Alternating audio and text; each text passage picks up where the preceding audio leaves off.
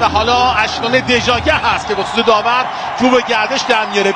برتر و گرونتر از عمانی‌ها هستن. یه حرکت از زمین ایران پشت محوطه جریمه علی بیران و بیا بیرون پنالتی هست اونجا. پنالتی واسه عمان ثانیه 55 مسابقه.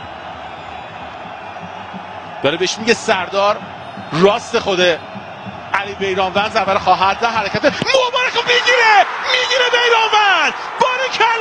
بارکلا علی بیرو، دمت گرم ناز نفست.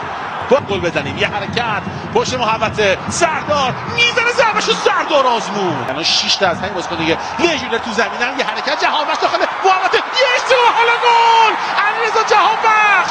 دستشون در نکنه عمانی‌ها. بازی میشه 1-0 به نفع ایران. خیلی خوب داریم پاسکاری میکنیم. یه ارسال خوب روی دروازه فرصت داریم. طارمی یک کنترل از مهدی طارمی داخل محوطه جریمه گرفتن. پنالتی رو گرفته داور. پنالتی واسه ایرانه. گل دوم حرکت میکنه اشکان. یه ایران با حاشیه ضربهشو میزنه توی دروازه. بازی میشه 2-0 به نفع تیم ایران. 2-0 ایریم ما.